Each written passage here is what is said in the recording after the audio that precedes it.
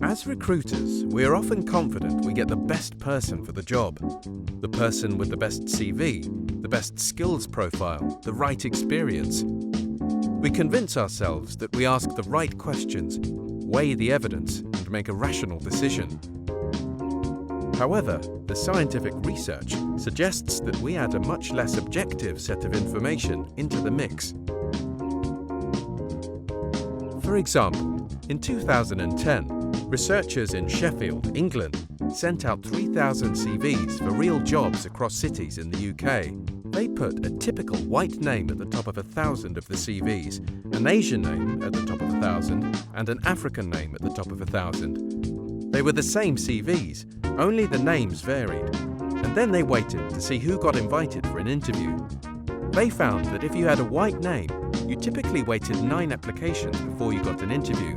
If you had an Asian or African name, you waited 16 applications on the same CV.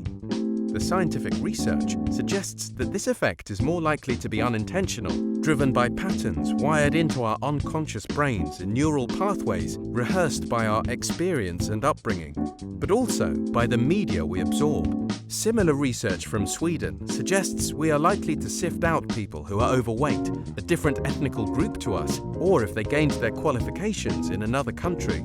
We also seemed hardwired to prefer tall people, particularly tall men, as leaders.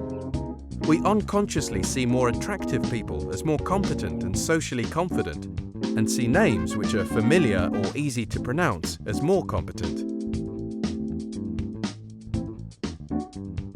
We seem to prefer to be with people who are like us, that look like us, sound like us, share our social background, interests, or education. Brain scans show that we make these rapid, automatic, and unconscious judgments about people in less than 1/5 of a second, faster than our eyes can even process the person's face. By the time our thoughtful, objective brain kicks in after about 1/2 a second, it is too late to stop these judgments affecting our people decisions. We then simply reshape the facts to justify what our unconscious has already decided. This does not just happen when sifting job applications. After all, we can rarely tell from a CV if someone is overweight. It happens in interviews, at assessment centres, and in the casual conversations we may have with candidates.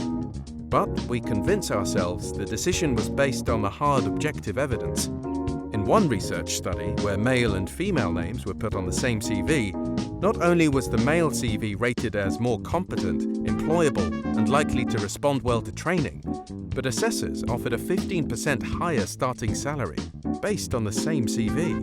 By letting these unconscious preferences for some types of people, usually people like us, affect our people decisions, we may let the real talent slip through our fingers by fishing from only part of the talent pool, and ignore people who are less like us, but who could bring real creativity, innovation, and customer perspective to the job.